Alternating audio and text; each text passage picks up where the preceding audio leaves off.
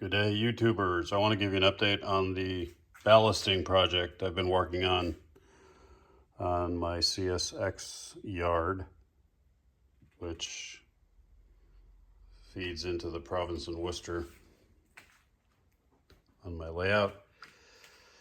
So this was an extension that I added, and the track was done, but I hadn't ballasted it for quite a while, and finally got around to doing it. I've got a earlier video I posted on doing the ballasting. Actually, it was a live stream that's posted on my channel if you want to check that out. But this is the finished product. Couple of things. I used Woodland Scenic's medium ballast gray on the P&W, and then as it transitions over to the CSX Yard, since it's a different railroad, I thought it'd be kind of fun to have a variation. So this is it's medium, but it's a gray blend. So it kind of slowly transitions over, and then this whole yard is the blend. So it's not pure gray. And it's all glued down, so 50% water, 50% Elmer's glue.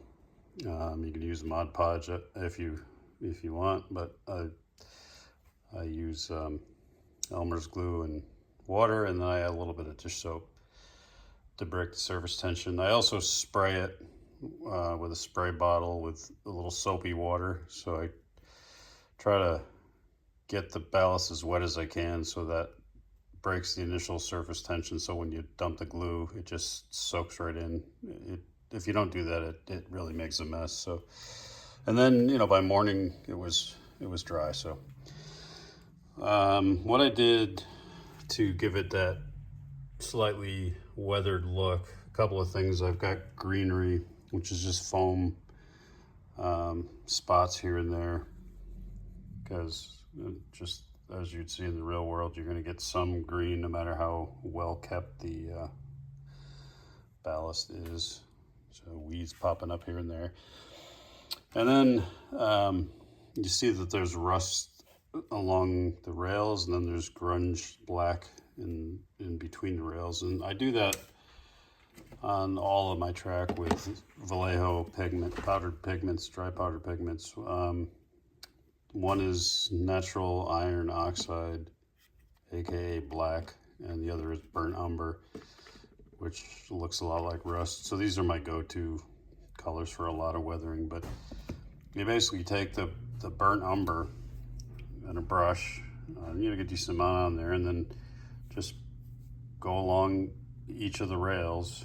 You gotta dip it in several times as you're going, and that gives you the rust along the rails. And then with the black, you use a brush.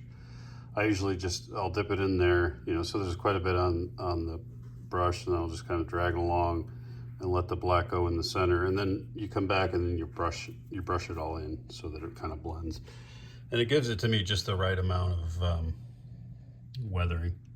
So you get the rust around the rails, you get some black on the inside. And then the other thing I like to do is just to emulate grease that's being put, grease and grunge around the turnouts. I put some black there around the points.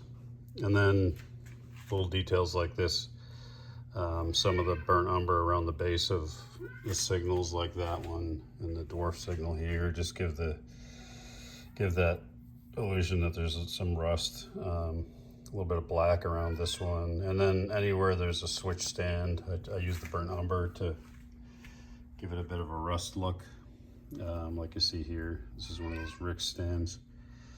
And what else? I think that's pretty much it. So yeah, it's dry. There's a cat in the background. He lost his brother, unfortunately, our other cat, a couple days ago, so he's beside himself. But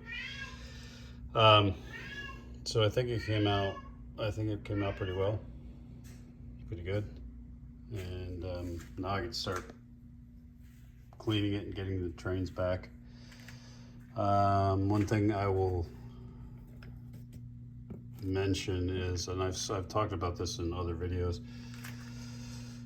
The Iowa Scaled Engineering sensors, particularly these motion sensors that I use for the squealer, I tried my darndest to not get them wet, and I should have removed them, and the water got down onto one of them and damaged it. So particularly if there's power going to it, it just takes a little bit of water and it blows those things. So had to order some new ones, but that's on me. So lesson learned. Looks great, but doesn't work. So the boys at Iowa Scale Engineering are sending a replacement, and I'll get that back in. But something to be careful with. Even if you cover it with tape and as careful as you are, water's just going to get in there. So just take out any sensors before you dump the Elmer's glue on.